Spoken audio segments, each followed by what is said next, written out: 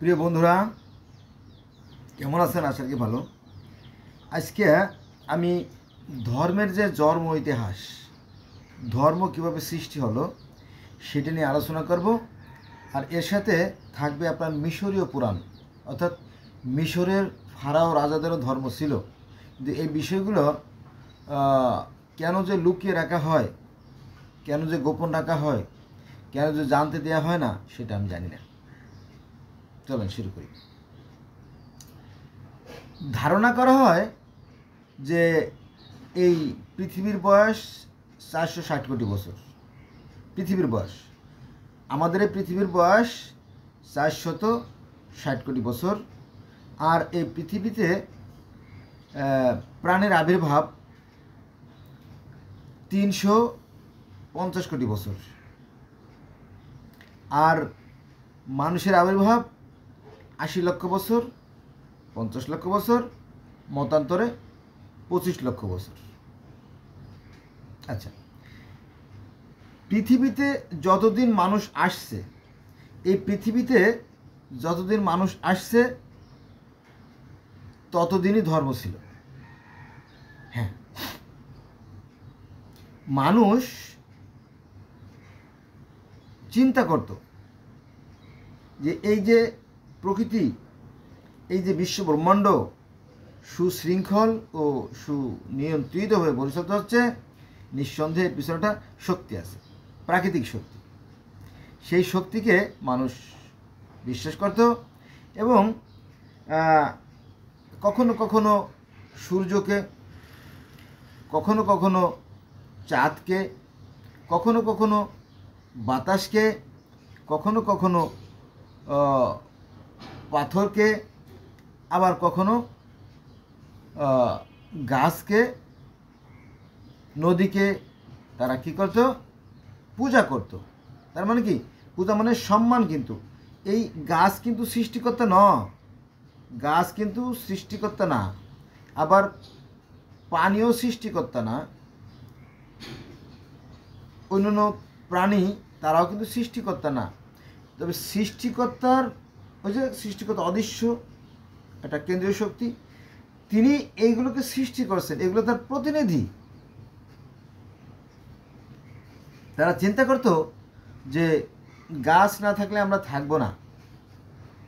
কারণ কি জানেন? গাছ ফুল দেয়, ফল দেয়, পাতা দেয়, ছায়া দেয়, অক্সিজেন দেয়। অক্সিজেন যে দেয় সেটা মানুষ জানতো না। জানলে তো আরও বেশি পূজা করতো, একেবারে শটাং হয়ে মাথা গাছের সাথে বাড়ি লাগাতো। কারণ গাছ হচ্ছে আমাদের অকৃত্রিম বন্ধু। গাছের পাতা সবজি হিসেবে আমরা রান্না করে খাই, গাছের ফুল আমরা আমাদের বান্ধবীদেরকে দেই, আমাদের বন্ধুদেরকে দেই। তারপরে গাছের ডালপালা দিয়ে আমরা ওষুধ তৈরি করি, বিভিন্ন ধরনের দুরারোগ্য ব্যাধির ওষুধ। তারপরে গাছের কাণ্ড কেটে আমরা ঘরের আসবাবপত্র তৈরি করি, ফার্নিচার তৈরি করি। গাছের যে অক্সিজেন ছাড়ে তা নিয়ে আমরা নিঃশ্বাস নেই। গাছ সত্যিকার অর্থেই দেবতুল্য। এবং হিন্দুরা যে পূজা করে, হ্যাঁ, এটা অমূলক নয়, অনর্থক নয়। তারা চিন্তা করে দেখলো যে গাছ অনেক উপকারী, গাছ না থাকলে আমরা থাকবো না। এই জন্য সেই গাছকে তারা কী করে? সম্মান করে। সম্মান করার মানে এই নয় যে এই গাছ ভগবান, তা না। সেই যে সূর্য, সেই সূর্য যখন তাপ দেয়, সূর্য তাপ দেওয়ার ফলে গোটা গোটা পৃথিবী যত গাছপালা আছে, সেই গাছপালাগুলো সূর্যের তাপ, বাতাস থেকে কার্বন ডাইঅক্সাইড আর মাটি থেকে শিকড়ের মাধ্যমে পানি নিয়ে তারা খাদ্য তৈরি করে। ফলে তারা নিজেরা, অর্থাৎ গাছটা নিজেরও বেঁচে থাকে, তারপরে ফুল ফল দেয়, সেটা খেয়ে, যেমন মশা খায় গাছের পাতার রস আর হাতি খায় গাছের পাতা। তাহলে পৃথিবীতে যত প্রাণীকুল আছে, মাছেও কিন্তু শ্যাওলা গুল্ম খায়, জানেন তো, তাই না? তারাও খায়। আর পিঁপড়ে, মশা, মাছে, উল্লা ঢেল্লা, এমনকি ব্যাঙও পোকা খায়। আর ওই পোকা আবার গাছের পাতা রস খায় বেশি, তাই না? তো গোটা পৃথিবী এর প্রাণীকুল বেঁচে থাকে এই গাছের উপর নির্ভরশীল করে, প্রত্যক্ষভাবে পরোক্ষ। অতএব গাছকে যদি কেউ দেবতা বা অবতার মনে করে, ঈশ্বর না, কিন্তু ঈশ্বর হচ্ছে সৃষ্টিকর্তা। আর সৃষ্টিকর্তার পক্ষ থেকে যে সমস্ত মহামানব বা মহান জন যারা পৃথিবীতে অবতীর্ণ হন পৃথিবীর কলুষমুক্ত করার জন্য, তাদেরকে বলা হয় দেবতা অবতার। এই বিষয়ে জানে না, অনেক মূর্খ আছে। মূর্খ আমি মাঝে মাঝে কথা বলি যে যত বড় মূর্খ সে তত বড় ধার্মিক। হ্যাঁ, আর এই ধর্ম নিয়ে পৃথিবীতে সবচেয়ে বেশি রক্তারক্ত হয়েছে। এই যে এখন দেখেন ফিলিস্তিন আর ইরান, ফিলিস্তিন ইসরায়েল, ফিলিস্তিন সৌদি, হ্যাঁ, এই যুদ্ধ আছে লেগে আছে। যে যত বড় ধার্মিক সে তত বড় মূর্খ। আমি কথা দিচ্ছিলাম যে আপনাদেরকে মিশরীয় পুরাণ নিয়ে আলোচনা করব। মিশরের ফারাও রাজা, চিন্তা করেন, যারা ৩,৫০০ বছর ধরে একাধারে রাজত্ব করছে এবং গোটা পৃথিবীর মধ্যে প্রথম সভ্য জাতি যারা, তাদের কথা আমাদের ডিকশনারিতে নাই। এটা কোনো কথা? এর চাইতে বিশ্বাসঘাতকতা, এর চাইতে বেইমানি আর কি হতে পারে? চলেন, আমাদের বাংলাদেশে বাংলায় ট্রান্সলেশন করা মিশরীয় পুরাণ পাওয়া যায়। আর এই মিশরীয় পুরাণটা লেখছে, অনেকেই লেখছে, তার মধ্যে আছে মোস্তফা মীর। লেখকের নাম হচ্ছে মোস্তফা মীর। ঠিকানা হচ্ছে 69 অর্থাৎ 69 প্যারিদাস রোড, বাংলা বাজার, ঢাকা 1100। এই ঠিকানায় গেলে আপনারা এই মিশরীয় পুরাণ পেয়ে যাবেন, অথবা বাংলাদেশের যে কোনো লাইব্রেরিতে অর্ডার দিলে আপনারা পেয়ে যাবেন, অথবা খোঁজ করে দেখতে পারেন যে কোনো জায়গায়। আচ্ছা, এবার আসেন, মিশরীয়রা যে কি বলবো আর, মিশরীয়দের প্রশংসার তুলনা হয় না। কারণ গোটা পৃথিবী ধরে প্রথম লিখন পদ্ধতি আবিষ্কার করে এই মিশরীয়রা। গোটা পৃথিবীর মধ্যে প্রথম চাকার আবিষ্কার করে মিশরীয়রা। পৃথিবীতে প্রথম কাগজের আবিষ্কার করে মিশরীয়রা। পৃথিবীর প্রথম ঘড়ি, যে ঘড়ি না হলে এই তো 70, 80, 90 সালের দিকে দেখছি আমি যে এই ঘড়ি, ট্যান্ডেস্টার, সাইকেল না হলে বিয়েই হতো না, বিয়ে বন্ধ, সালমের বিয়েই বন্ধ হয়ে যেত। খোঁজ নিয়ে দেখেন। তো সেই যে ঘড়ি, জল ঘড়ি, বালু ঘড়ি, এগুলো আবিষ্কার করেছে মিশরীয়রা। তারপরে আমাদের এই জীবন রক্ষার জন্য যে সবচেয়ে যে মোস্ট ইম্পর্ট্যান্ট যে প্রোডাক্ট যেটা, সেটা হচ্ছে মেডিসিন। এই মেডিসিন 500 প্রকার মেডিসিন আবিষ্কার করছে মিশরীয়রা। এই যে মমি করে রাখছে এই মিশরীয়রা। চিনতে পারেন তাহলে তারা কি ভগবান নয়, কিন্তু ভগবান তুল্য। কিন্তু আমরা হিংসা, বিদ্বেষ, ঘৃণার কারণে তাদেরকে আমরা কি সম্মান করি না, তাদেরকে মূল্যায়ন করি না। আমরা বলি তারা কাফের, তারা বলি তারা নাকি মূর্তি পূজা করতো। আরে বাবা, সঠিকভাবে জেনে বলতে হবে তো। নবী মুহাম্মদ সাল্লাল্লাহু আলাইহি ওয়াসাল্লাম বলছেন যে তোমরা যদি কোনো কথা শোনো, সেই বিষয়টাকে ভালো করে জেনে শুনে তারপরে সে বিশ্বাস করবা, হুট করে বিশ্বাস করবা না। মূর্তি কখনো ভগবান হতে পারে না, কিন্তু তারা একটা সিস্টেমে নিয়ে এসেছিল। যাক, আমরা মুসলমান, আমরা কি কম করি? দেখবেন যে আপনি শাহপরান, শাহ আলী, হ্যাঁ, বায়তুল বুস্তামি, শেখ ফরিদ, হ্যাঁ, শাহজালাল, যত রকমের মাজার আছে দেখবেন যে শটাং হাজার লোক সিজদা দিচ্ছে। এইটা আগে বন্ধ করেন, আগে নিজের ঘরকে সামলান, তারপরে অন্যের ঘরের খবর নেবেন। বুঝলেন না আমার কথা? মুসলমান নাকি কম? প্রত্যেকটা গ্রামে না হোক, অন্তত প্রত্যেকটা উপজেলায় কয়েকটা করে মাজার আছে। এই মাজারগুলো বন্ধ করেন। আপনি পারেন না, জীবনে পারবেন না, কিয়ামতের আগেও পারবেন না। অতএব নিজের ঘর আগে সামলান, তারপরে ধর্ম নিয়ে বাড়াবাড়ি করেন। চলো মূল কথা যাই। তো মিশরীয়রা প্রাকৃতিক শক্তিকে, অর্থাৎ অদৃশ্য একটা শক্তিকে তারা বিশ্বাস করত, আর তার নাম হচ্ছে রায়ের এক চোখ হচ্ছে সূর্য, আর এক হচ্ছে এই চাঁদ। চিন্তা করেন, এরকম ঠিক কল্পনা কেউ পৃথিবীতে দ্বিতীয় কেউ করে নাই। এবার আসেন কোরআনের কথা। কোরআনে বলা হয়েছে আল্লাহ হচ্ছে আকাশ ও পৃথিবীর জ্যোতি। আল্লাহ হচ্ছে আকাশ ও পৃথিবীর জ্যোতি। তাহলে আকাশ আর পৃথিবীর মাঝখানে যে জ্যোতি, সেটা হচ্ছে ওই সূর্যকে ইঙ্গিত করে। এটা আছে সূরা নূরের 25 নম্বর আয়াতে। আবার নাজাম মানে তো নক্ষত্র, জানেন, নাজাম নামে সূরা আছে। তাহলে ওই একই সূর্যকে একজন মানুষ এক নামে ডাকে।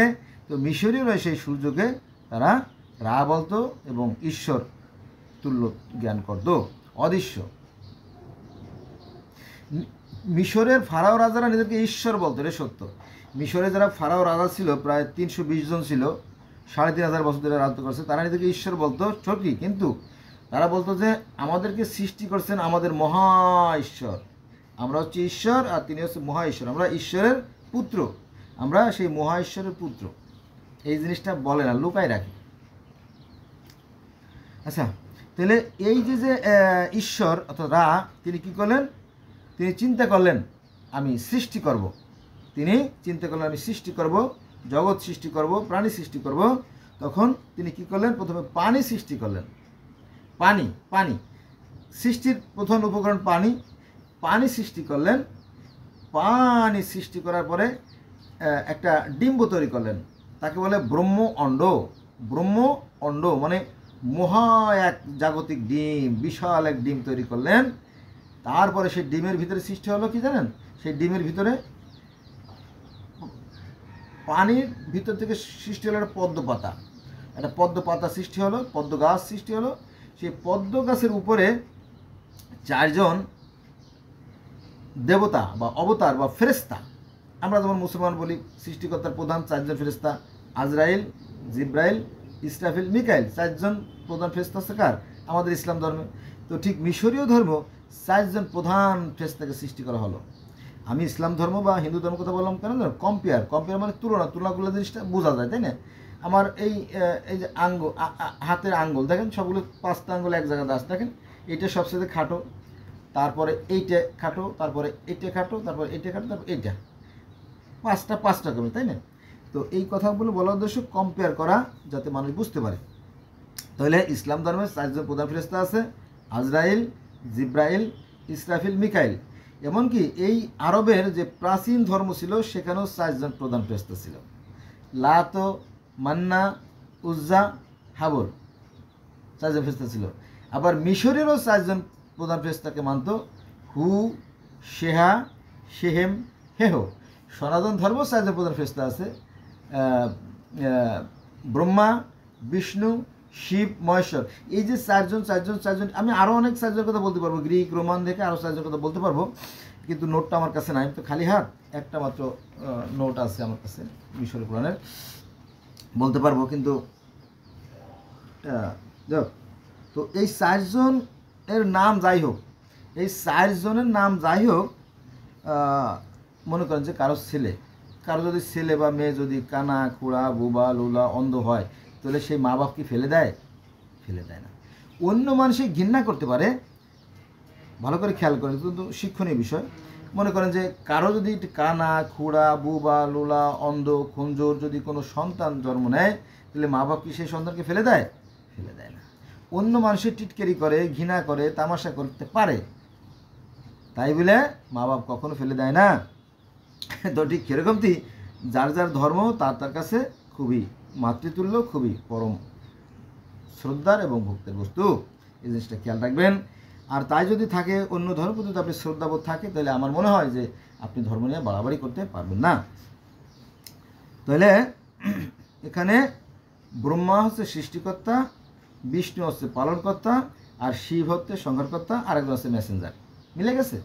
তাহলে সনাতন ধর্ম যা বলতেছে, মিশরীয় ধর্ম তাই বলতেছে, প্রাচীন ধর্ম 4 জন ছিল, এমনকি গ্রিক ধর্মেও 4 জন দেবতার কথা বলা আছে। আমার এই মুহূর্তে লেখা নাই, কারণ ইংলিশে তো এটা জটিল। মূল কথায় আসি, তাহলে আরও 4 জন আছে। কারণ কি জানেন, মিশরে কিন্তু একই সৃষ্টিকর্তা, কিন্তু 12-14টা ধর্ম ছিল, তারা আলাদা আলাদাভাবে আলাদা আলাদা সাংস্কৃতিক অনুষ্ঠানগুলো আছে সেগুলো পালন করতো। দ্বিতীয় আরেকটা তথ্য থেকে জানা যায় যে 4 ফেরেশতার মধ্যে একজন আছে হোরাস, 2 নম্বরে আছে শ্বেত, 3 নম্বর আছে থোট, আর 4 নম্বর আছে সপদু। ক্লিয়ার? এবার আসেন পানি থেকে সৃষ্টি। পৃথিবীতে শত শত হাজার হাজার ধর্ম আছে পৃথিবীতে। It is not a simple word, কিন্তু সাধারণ কথা না। পৃথিবীতে যে 4315টা ধর্ম আমরা পাই, দেখবেন প্রত্যেকটা ধর্ম একই কথা বলে যে সৃষ্টি সূচনা পানি থেকে।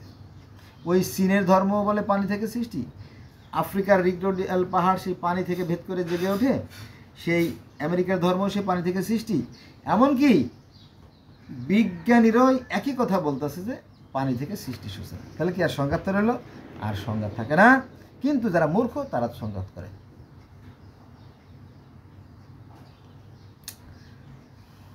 তাহলে পানি থেকে প্রথমে ডিম,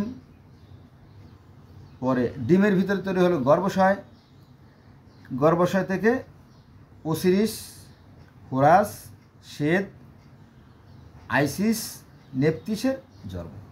এটা আছে মিশরীয় পুরাণ লেখক মোস্তফা মীর 69 প্যারিজাস রোড, বাংলা বাজার, ঢাকা থেকে প্রকাশিত বই। সেই বইয়ের 84 নম্বর পৃষ্ঠায় এই কাহিনীগুলো পেয়ে যাবেন। এই যে পানি থেকে সৃষ্টির সূচনা, এই কথা কোরআনেও আছে। সূরা হুদের 7 নম্বর আয়াতে সেই কথা বলা হয়েছে, আল্লাহ ছিলেন পানির উপরে, পানি থেকে সৃষ্টির সূচনা। আবার জেনেসিস বা তালমুদ অর্থাৎ ওল্ড টেস্টামেন্ট অর্থাৎ বাইবেলের যে পুরাতন নিয়ম, সেখানে একের এক অর্থাৎ একদম পেজ খুললেই প্রথমেই দেখবেন যে সেই বইয়েরও যেমন সূচনা, সৃষ্টিরও সূচনা সেখানে লেখা আছে যে শুধু ছিল পানি আর ছিল অন্ধকার। তারপরে সেখান থেকে ঈশ্বর বললেন যে আলোকিত হও, আলোকিত হলো, দিন হও, রাত হও, মাটি গজিয়ে ওঠো, মাটির উপরে গাছপালা দেখা দিক, পশু পক্ষী কীটপতঙ্গ দেখা দিক। এগুলো পৃথিবীর শত শত হাজার ধর্মে এই একই কাহিনী বলা আছে। কিন্তু আমরা আমাদের যে ধার্মিকতার অহংকার, আমাদের যে ধার্মিকতার যে মানে হিংসা, বিদ্বেষ, ঘৃণা অন্য ধর্মের প্রতি, এই কারণে অন্য ধর্মগুলো জেনে হয়ে ওঠে না। আমি যেভাবে বলছি এভাবে পৃথিবীতে অন্য কেউ বলবে কিনা আমি জানি না, কারণ আমি গোটা পৃথিবীতে যত ধর্ম আছে সকল ধর্মের ছাত্র। কিন্তু আমি যে বিষয়গুলো আপনাদের নিয়ে আলোচনা করবো সেই সময়টা আমি পাই না, কারণ আমি কর্মব্যস্ত মানুষ। তো যখন সময় পাই হুটহাট কিছু একটা বলে দেই, ক্ষমা সুন্দর দৃষ্টি দেখবেন, মাইন্ড করবেন না। তাহলে স্রষ্টার বিশ্রাম জানেন, তাই না? এগুলো কোথাও পুরো আছে।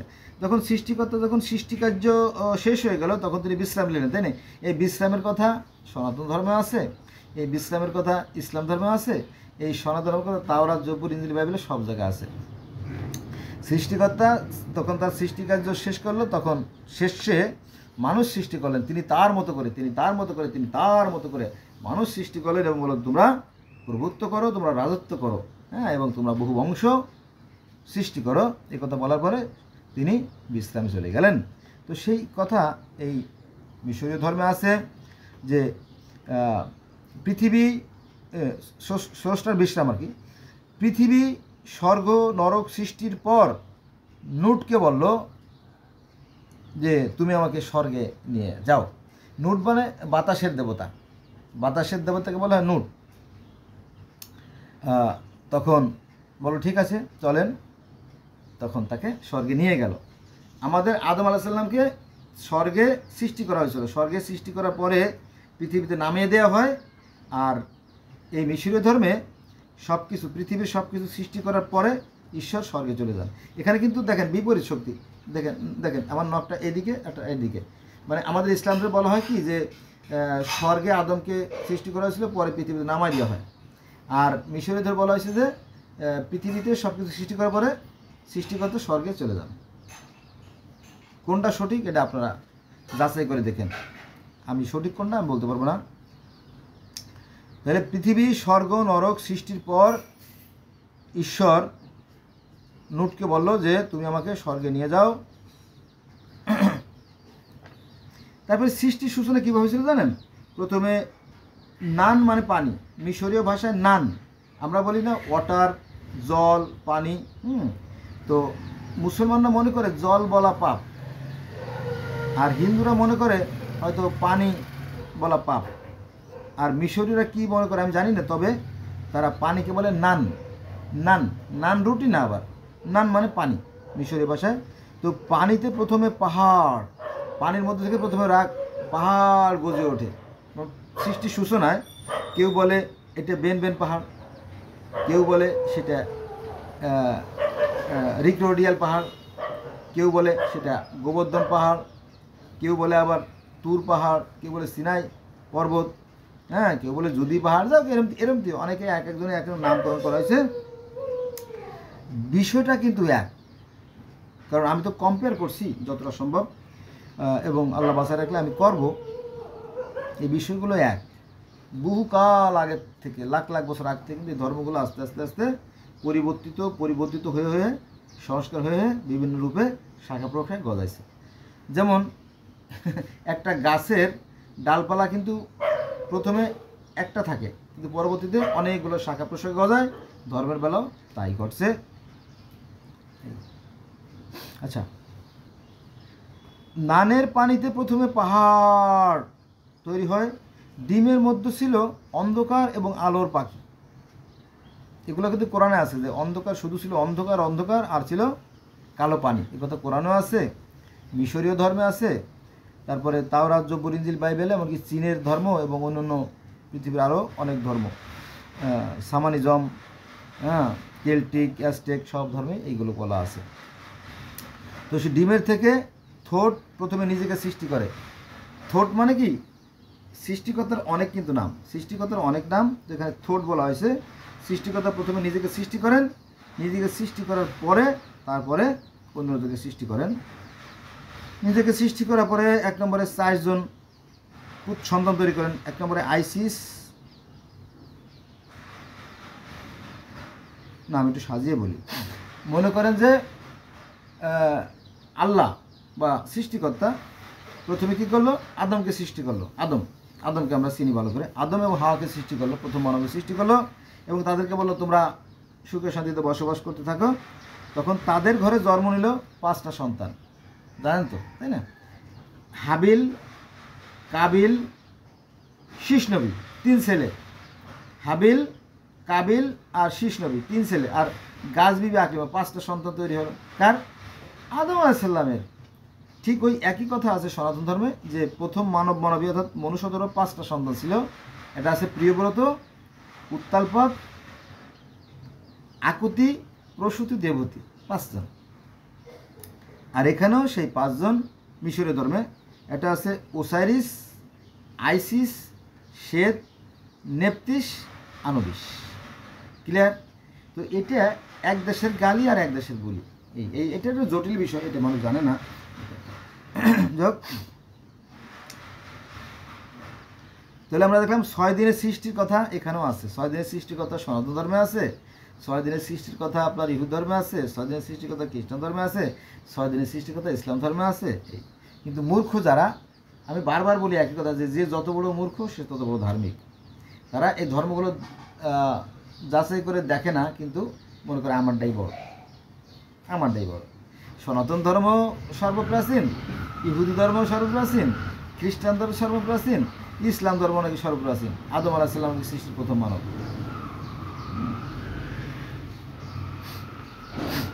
যাক,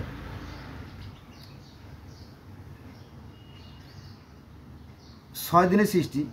নান বা পানিতে মহাজাগতিক ডিম তৈরি হয়, আর ডিম থেকে পদ্মপাতা, আগে একবার বলছি তারপর বলি।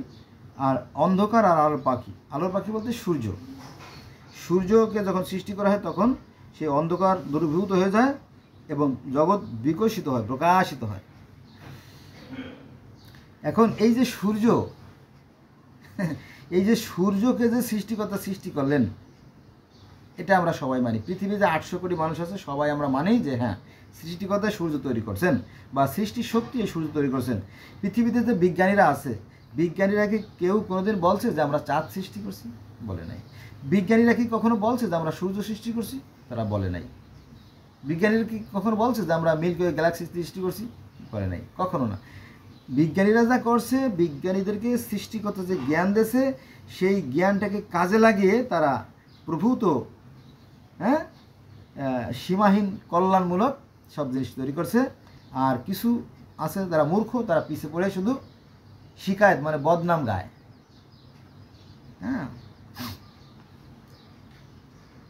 আর বিজ্ঞানের বদনাম করে, বিজ্ঞান খারাপ। অথচ বিজ্ঞান কিন্তু সৃষ্টিকর্তারই দান। বিজ্ঞান মানে জ্ঞান, বিজ্ঞান মানে বিশেষ জ্ঞান মানে জ্ঞান, বিশেষ জ্ঞান। অর্থাৎ মানুষকে সৃষ্টিকর্তা যে জ্ঞান দিয়েছেন, সেই জ্ঞানটাকে কাজে লাগায় যে উন্নতি, তাকে বলে বিজ্ঞান। কিন্তু একদল মূর্খ আছে, তারা বিজ্ঞান চর্চা করে না, তারা এই বিজ্ঞানীদের বিরোধিতা করে, ফলে তারা নিজেরাই ধ্বংস হচ্ছে এবং ভবিষ্যতে তারা ধ্বংস হয়ে যাবে। কারণ এই বিজ্ঞান সৃষ্টিকর্তারই দান। আচ্ছা, দলের নানের পানি থেকে ডিম, ডিম থেকে পদ্মফুল, পদ্মফুল থেকে অন্ধকার, তারপরে আলোর পাখি, তারপরে পৃথিবী, তারপরে সূর্য, চন্দ্র, গ্রহ, নক্ষত্র, হ্যাঁ, তারপরে গাছপালা, সব কিছু সৃষ্টি করলেন ঈশ্বর। পরে বললেন তোমরা একসঙ্গে বসবাস করতে থাকো। এরপরে ওই সাপ এপিপির সাথে, অর্থাৎ আমি একটু পরিষ্কার করে বলি যাতে বুঝতে পারেন, এই যে বিরোধিতা শুরু, মানুষের মধ্যে বিরোধিতা শুরু হলো কীভাবে? এই যে আদমের, অর্থাৎ প্রথম মানব হচ্ছে সু আর প্রথম মানব হচ্ছে তেপনাথ, মিশরীয় ধর্মে প্রথম মানব সু আর প্রথম মানব তেপনাথ, তাদের 5 সন্তান, ওসাইরিস, আইসিস, শেষ, তেপনিস, আনুবিস, 5জন সন্তান হলো। তো ওসাইরিস ছিল একটু রাজা টাইপের রাজা, তো এই রাজা টাইপের সে রাজ্য পরিচালনা করতো, সে একটু আরামাসে থাকতো, ভালো থাকতো, কিন্তু তার ভাই যে শেঠ, তার এটা ভালো লাগতো, সে তার ভাইরে মাইরে ফেলবে, মাইরে নিজে ক্ষমতা দখল করবে, এমনকি মাইরে ফেলাবে, মাইরিয়া 80 টুকরো করিয়া পৃথিবীর বিভিন্ন প্রান্তে ফেলা দেয় যা। তখন এই ওসাইরিসের স্ত্রী আইসিস সে রাগান্বিত হয়, সে ওই শয়তানটা তো কিছু বলা যাবে না, ওই যে ওসাইরিসের ভাই আইসিস যেটা, ওই শয়তানটা তো বলে লাভ নাই, সে তো তার ক্ষতি চায়। তো ওই ওসাইরিসের স্ত্রী আইসিস সে একেবারে ঈশ্বরের কাছে নালিশ করছে, হে ঈশ্বর, আমার নিষ্পাপ স্বামীকে তার ভাই শয়তানটা, ওই যে শেঠটা, সে হত্যা করে ফেলেছে, আমি বিচার চাই, বিচার চাই, বিচার চাই, একা একা আন্দোলন। তখন রা আবার ফেরেশতাকে বলল, ওই যে ফেরেশতা, ফেরেশতাদের নামগুলো অনেক নাম, দেখ, তো ফেরেশতারা বললো, এই ফেরেশতারা বললো, জি হুজুর, বললো দেখো তো ঘটনা কি। পরে দেখলো যে না, ঘটনা সত্যি, ওসাইরিস খুব ভালো ছিল, তাকে বিনা অপরাধে হত্যা করা হয়েছে। বললো যে জি হুজুর, ঘটনা সত্য, কী করো, ওর যে শরীরের যে অংশগুলো ওগুলো জোগাড় করো। তখন ওই ওসাইরিসের স্ত্রী আইসিস অনেক কষ্ট করে স্বামীর সেই খণ্ডদেহ জোগাড় করে আনলো। একটা অংশ, শরীরের মধ্যে একটা অংশ খুঁজে পায় নাই, যাক সেখানে অন্য একটা পার্ট দিয়ে সৃষ্টিকর্তা আবার তাকে ভালো করে দেয়, সুস্থ করে দেয়, এবং স্ত্রীর সাথে তার মিলনের ফলে আর একটা সন্তান হয়, সেই সন্তানটা পরবর্তী রাজা হয় মিশরের কাহিনীতে। আর ওসাইরিস বলো যে আমি এই বিপদ সংকুদ, এই নোংরা পৃথিবী থাকবো না। বলো তাই? বলে হ্যাঁ, ঠিক আছে। তখন ওই যে ঈশ্বর তো থাকেন স্বর্গরাজ্যে, তখন ওসাইরিসও স্বর্গে চলে যান, এবং পরকালের স্বর্গের রাজা হবে এই ওসাইরিস।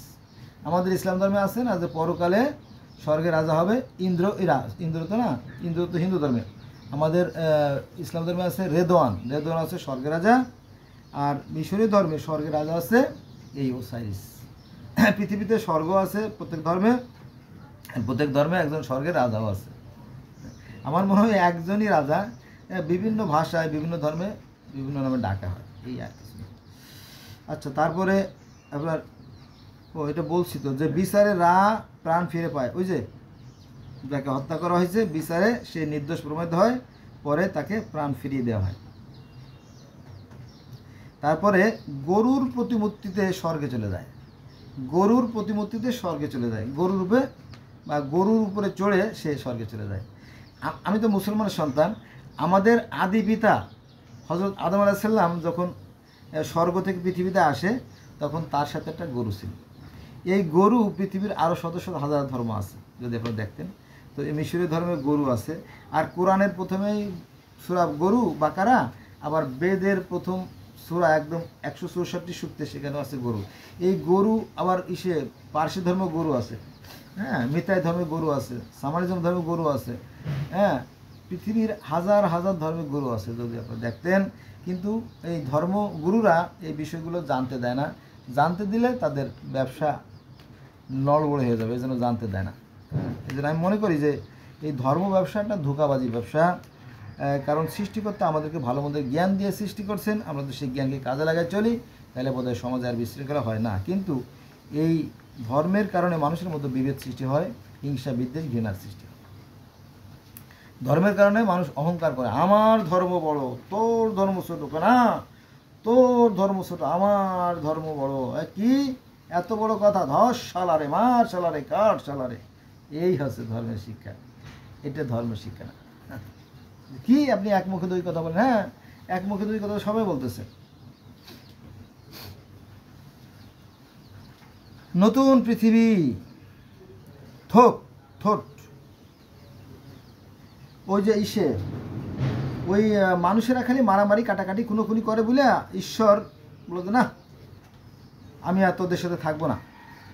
ভাবছিলাম তোরা আনন্দ ফুর্তি করবি, খেলাধুলা করবি, নতুন প্রজন্ম সৃষ্টি হবে, আমি দেখবো, হ্যাঁ, কিন্তু তোরা খালি মারামারি কাটাকাটি করিস, আমার এগুলো ভালো লাগে না, আমি চলে গেলাম। তিনি স্বর্গে চলে গেলেন, তো সেই কথা আর কি। তো নতুন পৃথিবী, থোত পৃথিবীকে আবার আলো আনে, সূর্য প্রতিদিন উঠে আসে। মানে পৃথিবীটা ছিল অন্ধকার আর অন্ধকার, সে কথা এখানে বলা হয়েছে। এখানে সাপের কথা বলা আছে। সাপ হচ্ছে মিথ্যুক। এই সাপ কি করছে? আত্মা খেয়ে ফেলে। ফলে নুট হলো আকাশ ও গোপ মাটির ঈশ্বর। নুট হলো আকাশ আর গোপ হলো মাটির ঈশ্বর। এখানে নুট আকাশের এবং গোপ মাটির ঈশ্বর একটু ভাঙায় না বললে আপনারা বুঝবেন না অনেকে। সেটা হচ্ছে যে দেখেন, এই সৃষ্টির জন্য আকাশও দরকার আর এই পৃথিবীও দরকার। কারণ কি জানেন, আকাশের যে সূর্য যখন তাপ দেয় আর মাটির এই যে আর্দ্রতা, এই দুয়ের সমন্বয়ের ফলে একটা হয়, মানে প্রাণের সৃষ্টি হয়। জানেন তো, কোনো ফসলের বীজ যদি আপনি ঘরে 1000 বছর রেখে দেন, তাহলে সেখান থেকে কি অঙ্কুরোদ্গম হবে না। আবার পানির মধ্যেও যদি ভিজে রাখেন কোনো বীজ, তাহলে পয়সা পানি হয়ে যাবে। এই জন্য সৃষ্টির জন্য এই উষ্ণতা ও আর্দ্রতা উভয়ের প্রয়োজন। হ্যাঁ, এটা যারা মানে জ্ঞানী তারা বুঝবে, মূর্খরা বুঝতে পারবে না। তো নুট হলো আকাশ আর গোব হলো পৃথিবী, এই দুটোর সমন্বয়ে সৃষ্টি হয়। ঘটনা কিন্তু সত্য, 100% সত্য। বন্ধুরা, ভিডিও অনেক লম্বা হয়ে যাচ্ছে, তো শেষ করে দেবো। এবার আছে এই যে সূর্যকে আমরা কি বলি? শামস বা শামাস। আরবিতে শামস মানে সূর্য। আর এই মিশরীয়রা সূর্যকে কি বলে? সকালে বলে খেপরি, দুপুরে বলে রা, সন্ধ্যায় বলে অটুম। একই সূর্যের বিভিন্ন নাম। আমরা মুসলমানরা এক আল্লাহরে 100 নামে ডাকি না? তাহলে আমরা যদি 100 নামে ডাকতে পারি, তাহলে তারা কেন 100 নামে ডাকতে পারবে না? দোষ কোথায় বলেন? তাহলে এই মিশরীয়রা সূর্যকে বলে সকালে খেপরি, দুপুরে রা, আর সন্ধ্যায় আটুম। দেখবেন যে একটা নৌকা আর ভেলাই করে সূর্য ভেসে একদিক থেকে একদিকে যাচ্ছে, আবার ঘুরে ঘুরে আসছে। আর আমাদের ইসলাম ধর্মে আছে যে সূর্য নাকি পঙ্কিল জলাশয় কাদার মধ্যে ডুবে যায়। আমার মনে হয় ভুল ত্রুটি থাকলে সব ধর্মেই আছে, আর ভালো কিছু থাকলে সব ধর্মেই আছে। এটা কম্পেয়ার করতে হবে, তুলনা করে হুটহাট করে একজন একটা বললো, সে যেই হোক, একজন গুরু বললো আর সে হুট করে বিশ্বাস করাটা বুদ্ধিমানের কাজ না, আমি মনে করি আর কি। ঠিক আছে, আপনারা ধর্ম শিখবেন। একজন মানুষ তো 20টা 50টা 100টা ধর্ম পালন করা যায় না, একটাই ধর্ম পালন করতে হয়। তো জানলে ক্ষতি কি? জানলে আপনার ভিতরে যে মনের যে কালিমা, যে অন্ধকারগুলো দূর করো মোর মনের কালিমা, দূর করো মোর যত অন্ধকার। একটা কবিতা আছে, কার জানি, আমার মনে নেই লেখা। তো আপনার মনের কালিমাগুলো দূর হয়ে যাবে। যে দেখবো, আরে না রে, ভালোই তো, প্রত্যেকটা ধর্মই তো সত্য সুন্দর কথা বলে, প্রত্যেকটা ধর্ম তো ন্যায় নীতি আদর্শের কথা বলে, তাহলে সমস্যা কোথায়? আচ্ছা, এই যে হাবিল কাবিল, আমাদের ইসলাম ধর্মে হাবিল কাবিলের যে যুদ্ধ আছে, হিন্দু ধর্মে আছে আপনার সেই দেবতা অসুরদের মধ্যে যুদ্ধ, আর তাওরাত ধর্ম সেই আজাজিল আর গ্যাব্রিয়েলের সাথে যে যুদ্ধ, সেই কাহিনী সব জায়গায় আছে, এখানেও আছে। যে হাবিল কাবিল হত্যার ঘটনা, শ্বেতের সাথে তার ভাইয়ের দ্বন্দ্ব হয় এবং যুদ্ধ হয়। সাপরূপ, শ্বেত মানে যে শয়তান, যে ভাইটা, তাকে সাপরূপ। 80 বছর ধরে দুই ভাইয়ের মতো যুদ্ধ চলে, পরে ঈশ্বর বিরক্ত হয়ে তিনি স্বর্গে চলে যান। এটা পাবেন ওই যে মোস্তফা মিরের যে মিশরীয় পুরাণ বললাম, তার পৃষ্ঠা নাম্বার বলে দিচ্ছি, 89 অর্থাৎ 89 পেজ নাম্বার 89 এবং পেজ নাম্বার 133 অর্থাৎ 133, এই দুই জায়গা, এই যে দুই ভাইয়ের যে দ্বন্দ্ব, যেটা আমাদের হাবিল কাবিলের দ্বন্দ্ব আছে, এই দ্বন্দ্বের কাহিনী এখানেও আছে। এই বিষয়গুলো লুকিয়ে রাখা হয়, জানতে দেওয়া হয় না। দেখবেন যে বেগুন যারা ব্যবসা বেচে, বেগুন দেখছে না, বেগুন যারা বিক্রি করে, বেগুনে কিন্তু অনেক পোকা হয়। ওই পোকা জায়গাগুলো করে কি জানেন, বেগুনের একটু সামান্য অংশ কেটে একদম ওই ছিদ্রের মতো করে ওই জায়গায় লাগাই থাকে। তাহলে যে বেগুন কেনে সে আর টের পায় না, সে বেগুন কিনে 80 টাকা 120 টাকা বেগুনের কেজি, চিন্তা করেন। আর পচাগুলো 20 টাকা ফুটোগুলো। তো ওই 20 টাকার বেগুন 80 টাকা দামে বিক্রি হয়ে যায় ওই ছিদ্রগুলো বন্ধ করে রাখার পরে। পরে যখন বাড়ি নিয়ে কাটার পরে দেখি যে ফুটা, বুঝলেন না, এরকম আর কি বিষয়টা।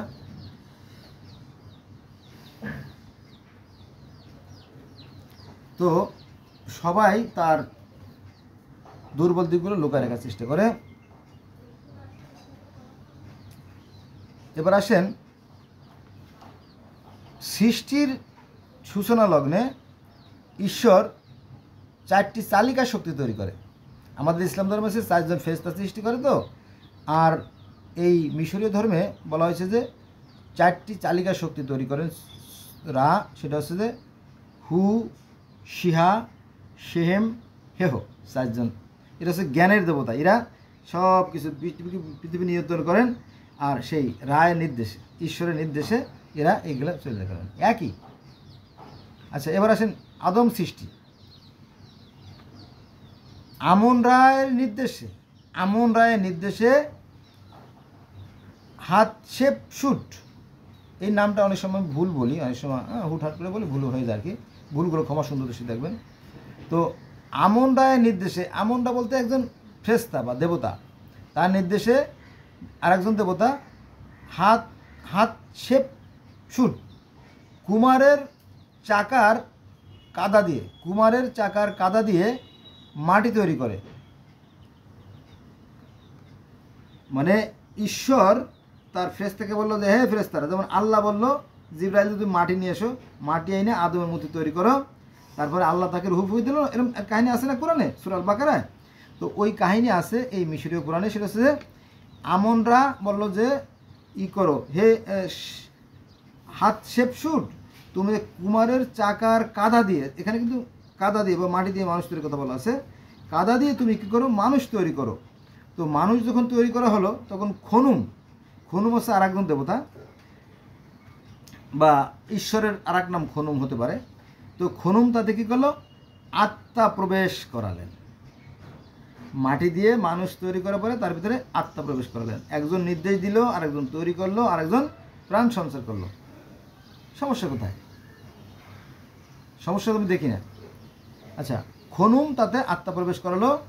খনুম হচ্ছে পরকালের অধিপতি। এটা আছে ওই যে মোস্তফামের যে বইটা, ওটা আছে 142 পৃষ্ঠা, আপনারা পেয়ে যাবেন যদি আপনি দেখেন। তারপরে সনাতন ধর্মে আছে যে বিষ্ণু কর্দম দিয়ে মেলেশ্ব জাতি সৃষ্টি করলো। বাইবেলে আছে যে ধুলা দিয়ে আদম হাওয়াকে সৃষ্টি করলো, তাই না? তো এই মাটি দিয়ে মানুষ তৈরির কথা পৃথিবীর আরও আরও আরও শত শত হাজার ধর্মে আছে। যদি আপনি দেখতেন তাহলে আপনার ভিতরে যে এই যে ধর্মের যে কালিমা, হ্যাঁ, ধর্মের যে অহংকার, ধর্মের যে হিংসা, এটা আপনার মন থেকে দূর হয়ে যেত। আপনি হতেন একজন প্রকৃত মানুষ। ধার্মিকতার অহংকারকে মানুষ অন্ধ করে দেয়। ধার্মিকতার অহংকারও মানুষকে অন্ধ। মিষ্টি কিন্তু ভালো, মিষ্টি কিন্তু খুব মিষ্টি লাগে, কিন্তু বেশি মিষ্টি খেলে কি ডায়াবেটিস হয়। এবার আসেন স্বর্গ থেকে, এইগুলো কিন্তু কোরআনে আছে। ওই যে 4টে নদী, স্বর্গ থেকে 2টি নদী প্রবাহিত, সেই নদীর কথা বলা হয়েছে। সেই যে ইউফ্রেটিস টাইগ্রিস নদী, সেই কথাই বলা হয়েছে। স্বর্গ থেকে নদী প্রবাহিত, ইউফ্রেটিস ও টাইগ্রিস নদী পৃথিবীতে প্রবাহিত। এই ইউফ্রেটিস টাইগ্রিস নদীর কথা মিশরীয় কোরআনে আছে, তাওরাতে আছে, জব্বুরে আছে, ইনজিলে আছে, বাইবেলে আছে, কোরআনেও আছে এই ইউফ্রেটিস টাইগ্রিস নদীর কথা। এমনকি সনাতন ধর্ম যে চারদিকে পানি থেকে নির্জন দ্বীপ, সেখানে প্রথম মানবী জমযোগ অবস্থান করেছিল, সেই কাহিনী আছে বেদে। যেহেতু আমি পড়ছি এই গ্রন্থগুলো সব আমি বলতে পারবো। আচ্ছা যাক, তারপরে একটা বন্যা হয়েছিল, মহা বন্যা। সেই বন্যার যে দেবতা তার নাম হচ্ছে হ্যাপি। ওই যে নূহ নবীর যে বন্যা হয়েছিল, সেই কাহিনীগুলো আপনারা পেয়ে যাবেন মোস্তফা মিরের লেখা সেই মিশরীয় পুরাণের 144 পৃষ্ঠায়। বন্ধুরা, এই একটা ধর্ম বুঝতে হলে আপনাকে অন্তত 1000 ভিডিও বানানো দরকার, কিন্তু 1000 ভিডিও তো বানানো সম্ভব না, তাই না? আমি একটা ভিডিওতে শুধুমাত্র আকার ইঙ্গিতে বলে যাচ্ছি কী যে বলতেছি আমি নিজেও হয়তো বুঝতেছি না আর কি। হ্যাঁ, আপনারা শুধু বুঝে নেবেন। হ্যাঁ, ইশারা ইঙ্গিতে যেমন মানুষ বোঝে ওরকম তাই। আমার কথা বোঝেন নাই? আমি বলতে চাচ্ছি যে যেখানে 1000 ভিডিও দরকার সেখানে আমি একটা ভিডিওতে কী বুঝবো বলেন? কিছু বোঝানো যায় না। শুধুমাত্র আকার ইঙ্গিত দিয়ে গেলাম, আপনারা যা বোঝার বোঝেন। তবে গালাগালি করেন না, গালাগালিটা করলে কষ্ট লাগে। কারণ আমি তো অনেক কষ্ট করে এইগুলো তথ্যগুলো সংগ্রহ করি, জানেন না? আমি যে অনেক কষ্ট করে এই তথ্যগুলো সংগ্রহ করি আপনাদের জন্য, তাই না? আমার জন্য থ্যাংক ইউ দেওয়া উচিত, তাই না? থ্যাংক ইউ তো দেয় না, বরং আমার মুসলমান ভাইরা গালাগালি করে, শালা, হ্যাঁ হ্যাঁ, অনেক আজে বাজে গালাগালি করে। হ্যাঁ, দুনিয়াতে কোনো ধর্ম আছে নাকি? একমাত্র ধর্ম হচ্ছে ইসলাম। ওরা মূর্খ, যারা এরম করে তারা মূর্খ। এটা কোরআন বলে না, কোরআন বলছে যারা বলে যে একমাত্র ধর্ম ইসলাম এরা মূর্খ এবং এরা হচ্ছে ইসলামের বিরোধী। কারণ কোরআন বলতেছে এমন কোনো জাতি নাই, এমন কোনো সম্প্রদায় নাই, এমন কোনো জনপদ যে আমি তাদেরকে তাদের ভাষায় প্রতিনিধি প্রেরণ করি নাই, এবং তাদের জন্য রয়েছে আলাদা আলাদা নিয়মকানুন, আলাদা আলাদা পদ্ধতি। এটা কোরআনের কথা। যারা বলে যে ইসলামই একমাত্র ধর্ম তারা মূলত মূর্খ, তারা মূলত অন্ধ। প্রত্যেকটা ধর্ম, প্রত্যেকটা নবী রাসূল প্রত্যেকের প্রতি বিশ্বাস রাখতে বলছে কোরআন।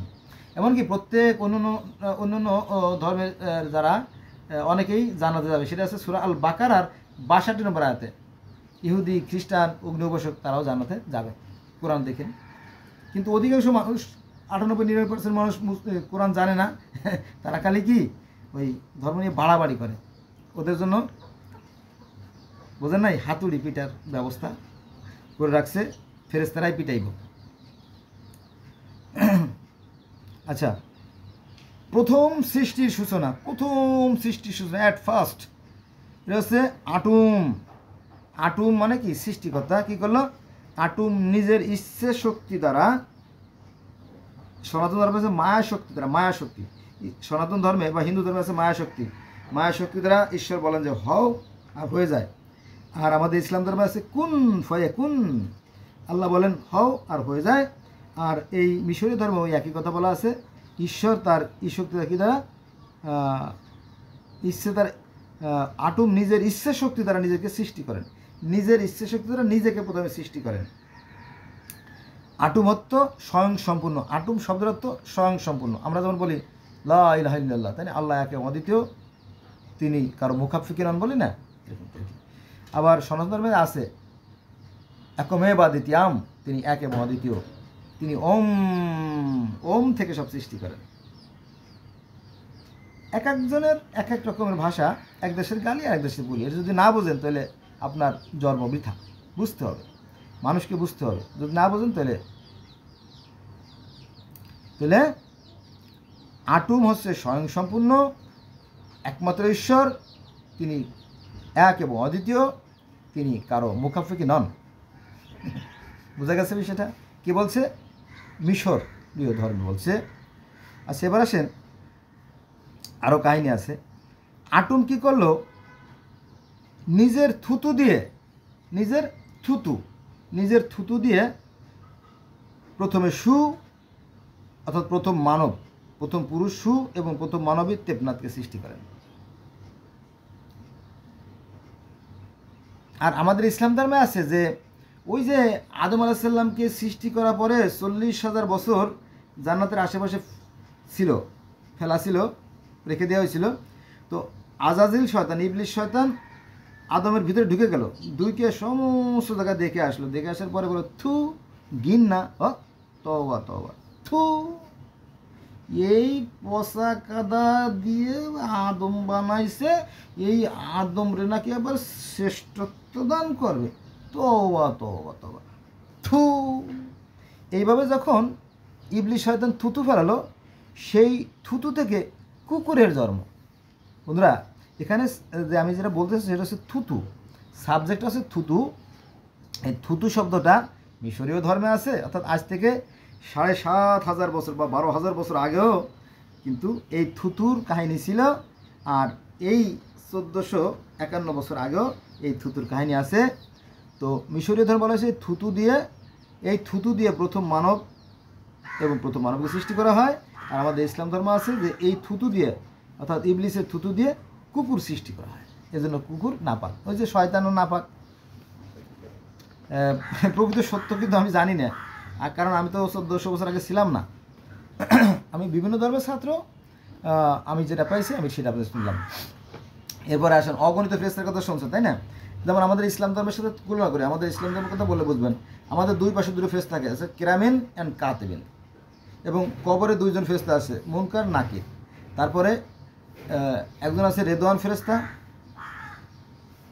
যিনি স্বর্গের দ্বার রক্ষক, আর আছে মালেক ফেরেশতা, তিনি দোজকের ফেরেশতা। তারপরে আজরাইল, জিব্রাইল, ইসরাইল, মিকাইল, এরকম অনেক ফেরেশতা আছে। তো ঠিক এই ধর্মেও অনেক ফেরেশতা আছে। এক নম্বরে আছে আমন, ইনি হচ্ছে বাতাসের দেবতা।